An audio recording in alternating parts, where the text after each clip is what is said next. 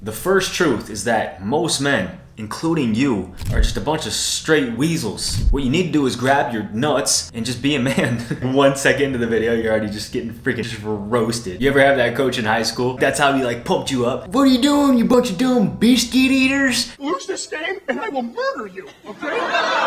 Every single one of you, multiple stab wounds and rage. Anyways, let's jump into this. Last year, I remember at that time, like my body, my fitness regimen, all of that was on point. Some of you guys were here, some of you guys saw that. That was probably like the only most productive thing I was doing in my life at that time. Everything else, every other area of my life was just a complete mess. I had no direction, I had no game plan, no nothing. And I remember my wife coming to me and she's like, hey, so like, when do you want to start having kids? Like every year you always have an excuse of that. She said like, you always say the same thing every year that, you know, you're not ready yet. Like, you want to get your finances up first. And okay, well, your finances aren't up, so are we just gonna do this thing soon or what? And I looked at her and I was like, dang, bro, like, she is right, dude. Like every year I say the same thing. At the end of the year, I'm like, okay, well, just give me one more year. This time next year, we'll start trying for kids. And then that year comes along, and I'm like, all right, well, I'm not where I want to be yet. Like mentally, I am. I'm ready to be a father, but financially, I'm not quite there yet. Now, dude, just every year is the same freaking story. And so finally, I had to like look at myself in the mirror. I'm like, bro, how many times are you gonna keep using this excuse every single year? Like, you're starting to look kind of lame at this point. And so I remember I was looking at my wife in the eyes, and I was like, okay, I promise you, this time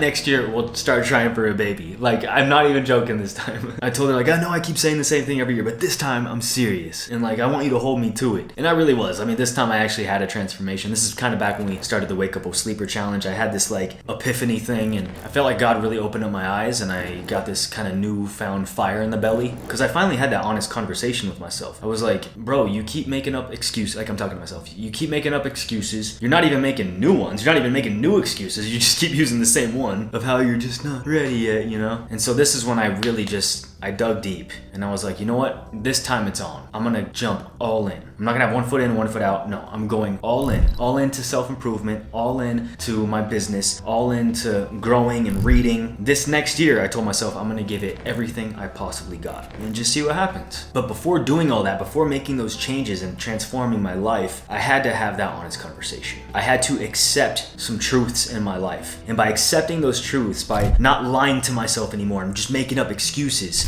of why I can't move forward in life, why I can't progress, why I can't, have children yet, because, I'm just not financially ready, and just all this nonsense. Once I accepted these truths, which I'm gonna talk to you guys about today, that's when I was finally able to actually start making some adjustments and taking action for my life. And so as a man, you gotta understand this. You can't just put the cart before the horse. You actually have to change from the inside out, and that starts with being truthful with yourself. That is the only way how you'll be in that top 99 percentile. So the first truth that I had to accept as a man, and that finally allowed me to get ahead in life and to actually have some control over my life, was number one, taking full responsibility or forever being mediocre. Those are really your only two choices in life, bro. You can actually own up to everything in your life, or you're just gonna live mediocre. And that's most men these days. You look around at 99.99% of men, they're just living a mediocre life, right? And if you talk to them, if you sit down and actually have a conversation with them, you're gonna see this same pattern over and over again. And you'll notice they'll just start blaming other things. They'll start blaming other people for why they can't progress in life, why they can't move forward, why their life is this way, why they're in this position that they're in. You'll see little patterns like that. And you might even notice yourself doing this. I know this is what happened with me, bro. I was completely losing control of my life. Why? Because I was taking that control and I was giving it over. That's what happens when you blame. You feel like you have power when you're blaming, right? And when you're pointing the finger, but you're not. You're giving over that power. You're giving over that control. When I was blaming the YouTube algorithm,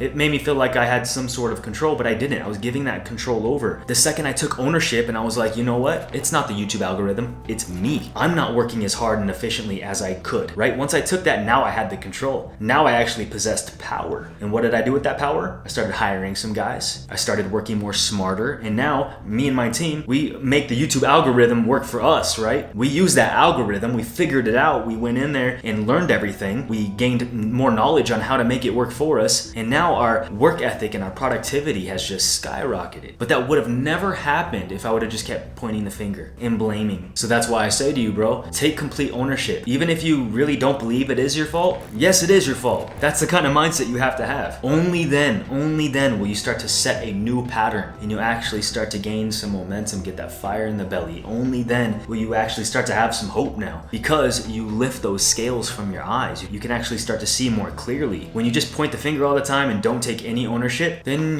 that's just kind of your narrative, and that's it, bro. You just cap yourself off. But the second you take the ownership, now you start becoming strategic, because now you're like, okay, well, it is my fault, so what could I do differently now? And it's kind of funny, because when you actually take complete ownership, whether you actually think it is your fault or not, even like if you truly deep down don't think it's your fault but you still take ownership for it, it's funny, because at the end of the day you actually do look back and you're like, oh wait, it actually was my fault. Like I actually could have done that better. And you start really seeing things. You start seeing things from different perspectives, different angles that you would have never seen before. Because before you blamed and that was it. That was your final story. But when you take ownership, now you're able to see things from like the outside looking in type of thing. Number 2, men are the happiest when they're building and conquering. Now, for the last handful of years, I tried to do like as little work as possible. I always thought to myself, like, I need more balance and I need to, I gotta work on my mental health, and which, I do get all that, right? Like with life, there is somewhat of a balance, and there is somewhat of, especially like me being a married man, I gotta make sure that I'm living and I'm making decisions in my life that are helping me be more productive, helping me be more effective, all while maintaining a good level of mental health. Because if my mental health is bad, then I'm not gonna be effective in any area of my life, especially here on YouTube. So I do get that. But at the same time, bro, it's like God designed us to work. We're men, bro. Like, we're built for this. And most men think, okay, I'll work for a short while so that way, I can retire really young, like in my 30s, and just enjoy my life. And it's like, bro, I guarantee you, if you say that did happen, I guarantee you if you retired at 25, 30 years old, like that's like the American dream or whatever, I guarantee you once you get to that state, you're gonna feel so empty. You're gonna feel unsatisfied, because it's our natural desire as men to work. When we're building and conquering, that's when we feel most fulfilled. That's when we can lay our head down at night and be like, I killed it today. I crushed it, right? I see men, I live in an older community, and I see these guys, like even in their 50s and 60s, they're retired. You see like almost this darkness consume them. It's like this great sadness, and they just have no fire in the belly. You would think, they have all the time freedom in the world, but there's no fire in the belly, bro. They look like depressed. They walk and they just kind of mope around. They're like zombies. But then you see other guys like Sylvester Stallone, for instance. Like, I'm a huge fan of Sly, right? And he's like in his mid-70s, and he's still working out, he's still hustling, he's still making movies. And this guy, he's pumped, he's amped. And so this is something I had to realize too, bro. Like, I always thought I just need to enjoy my life and take as many days off as possible. Like, only work enough. Like, I would finish my goal for that week usually in the past was, I just need to do my one video for the week. If I finished by Wednesday, it was like, okay, well, I can enjoy the rest of my week off. And I would do that, but I felt unfulfilled. I felt unsatisfied, right? And deep down, I just knew something was off. I knew something was wrong. I didn't feel like my most masculine self, that was for sure. But once I made that transition, once I decided, you know what? It's time to take things to a whole nother level. It's time to be my most effective self, my most masculine self. Once I decided that, and I decided to put my head down and give this thing everything I got, like even now, I live with this sense of purpose, and it's just so satisfying, bro. And that's what happens when you decide to put the PlayStation controller away. That's what happens when you decide to get off TikTok and you just get to work, bro. When you just decide to start building something, putting your hands to something, and conquer. That's why us YouTubers, like, we all say the same thing about discipline, right? Like Hamza says, do the hard work even when you don't feel like it. That's why I say discipline is doing what you hate to do, but doing it like you love it. It's because when you just live a disciplined life, when you just do the hard work, even when that day, like, you don't feel like doing it at all, you create this joy within you that's just, it's unmatched. And that's simply because you're living in your most basic, primitive state as a man. I mean, this is what we were designed to do. We were designed to build and conquer. Number 3, if the grass is greener on the other side, you need to start watering your own grass. You are delusional if you think, if I just had that guy's talent, if I just had that guy's success, if I just had that guy's type of wife, then man, I'd just be so much happier and things would just be so much better. I went down to California about a month ago. My wife and I, we visited her parents, my in-laws, and they had some people over, and there's this guy that was there, and he's about in his mid-50s, and nice guy, don't get me wrong, very nice guy, but he had just recently gotten in a divorce. He was with this girl for quite a while, and his excuse was that she just wasn't horny. And so what did he do? Long story short, I mean, the relationship was probably a lot more complex than this, but long story short, he broke it off with her. He was done with her. And most guys watching this video are going to be like, dang right, yeah, if my wife's not giving it up, then yeah, she's got to go. And then what happened next? The guy's already on to the next chick, like right away. And he's talking about how he's having sex with this chick, we're hooking up, and then he's also kind of like seeing this other girl. And so check this out, bro. I can already guarantee you right away that when he was in the marriage with his wife and things weren't going good, I can guarantee you already that he already had his eyes on these other women while he was in that relationship, that marriage, right? He was already eyeing the other girls, thinking, okay, yeah, the grass is way greener over there. And so what a real man would do, no shade to this guy, what a real man would have done was water his own grass before going out and playing in the other grass, playing in all the other little gardens, right? Bro, I'm not trying to be mean, but I'm looking at this guy and I'm like, well, of course your wife wasn't having sex with you, bro. This ain't on her, this is on you. I mean, look at you, bro. Of course your wife wasn't going up to you, freaking pulling down your pants and slapping on your pecker. Bro, the way this guy acted, the way this guy held himself, presented himself, the way that he talked, the way that he looked, he was out of shape. Every single thing about this man, I mean, I'm not trying to be mean, but he was very unattractive in every single way possible. And that kind of goes back to like my first one, like taking complete ownership of your life. He never did that. He still wouldn't even give it up. He just kept pointing the finger at his wife. But I guarantee you, if he would have pointed the finger here and he would have been like, you know what, this is on me. What can I do as a man? How can I transform and become more attractive to my wife? I guarantee you, if he would have went that route and actually took a good year or two to work on himself, build himself up as a man, as a masculine man, he would have still had his wife, and his wife would have been on fire for that guy. But instead, no, he pointed the finger and then he was looking at all the other grass rather than watering his own. And if you guys have read my story on the Masculine Masterclass website, you guys know that I was kind of going in this direction as well, right? And I'll link that down below if you want to check out that story. But I had to be real with myself too. Like, I was becoming very unattractive to my wife, and I had to own up to it. I had to start watering my own grass. I had to start watering my own marriage. I had to start watering myself, dude, and like cultivating a new me, a new persona. But once I did that, bro, that's when everything started to transform. Number 4, we get what we think we deserve.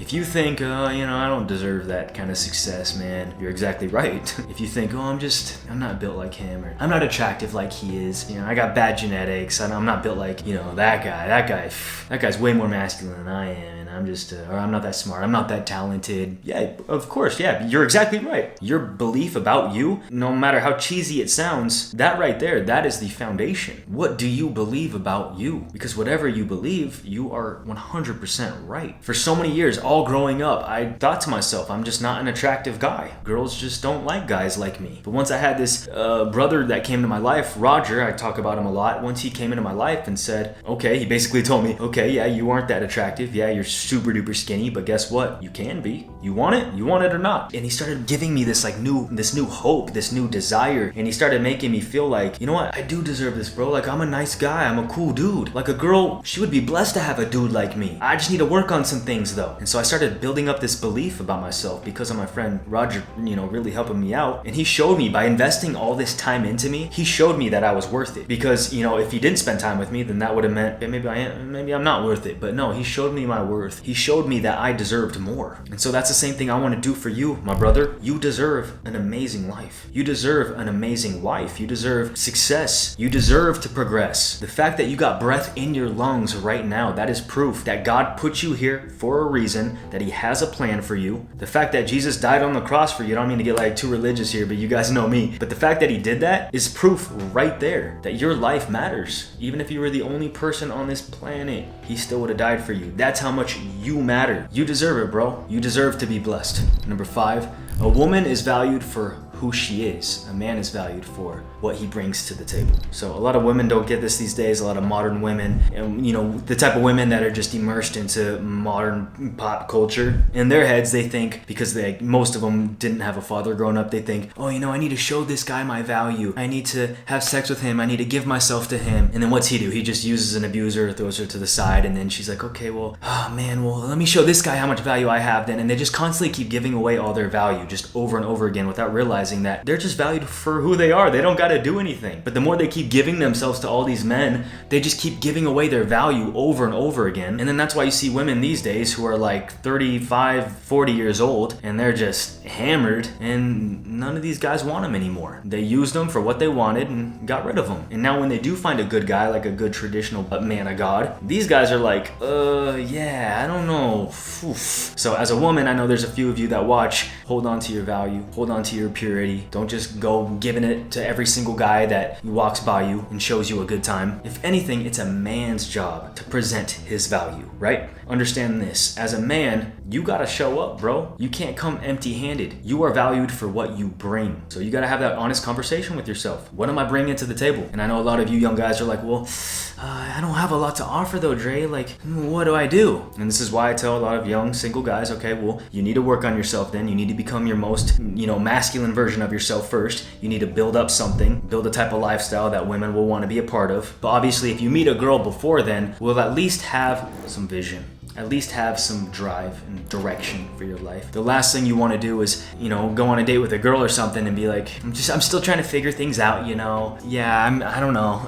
It's like me when I was first dating my wife, bro. I didn't have a pot to piss in. I was broke. I was a deadbeat. Well, I take that back. I wasn't a deadbeat. I was broke, but hey, at least I had vision. And I told Bree when we were first dating, hey, I don't got a lot, but this is where we're going. This is where I'm taking you. And that's what you got to do, bro. And the best way to offer more value is simply to turn your head from useless things. Most men these days, 99%, they're all immersed into pleasure. They're all immersed into entertainment. They're all just immersed into this world of just self-indulging, self-pleasure. So what you got to do is do the opposite. Turn away from the useless things and stay mission focused. Even that alone, just being mission focused, that right there, that is value. Most men don't have that. Most men don't even have a mission. They're not even living for purpose. So that right there, that stepping out on that foot, that already puts you in that 20 percentile. And number 6, you have to set boundaries and stick to them. Having boundaries it's just self-respect. That's really all it is at the end of the day. When you don't have boundaries, when you don't set any kind of guidelines for yourself, and you just allow yourself to do whatever you want whenever you want, that basically just means that you have no self-respect. It means you have no vision for your life, no direction. But when you have that respect for yourself, and when you set those boundaries, now people in return are actually going to respect you. And also by setting these boundaries, it's going to help you stay focused. A lot of men these days, they don't have any boundaries, and therefore they're not in the driver's seat of their own life. They just become like a ship out in the middle of the sea, just being tossed to and fro. They have no sail, they have no map, they have no captain, guiding the ship where it needs to go. Men who set no boundaries, they're just a bunch of why not guys. Oh bro, you want a donut? Yeah, sure, why not? Oh bro, you wanna go to the club and hook up with a bunch of chicks? Oh yeah, sure, why not? And then they take this whole why not mentality, and then if they ever do get married, that whole why not mindset just transitions straight into that. Because now they married just some chick that they probably shouldn't even be with, because they thought to themselves, oh, why not? And then now they have kids and they let the kids do whatever they want because why not? And now the whole family is just operating out of control because there was never any boundaries set. So if you as a man, if you want to progress, if you want to be unlike the 99% of men out there, you need to set boundaries for your life and stick to them at all costs. With that said, appreciate you guys for watching. Be sure to give this video a nice big thumbs up. Hit the notifications button to be informed when I drop that next video. And hey, check out this one right here if you want to catapult your life to that next level. And I'll catch you on the next one. Peace always.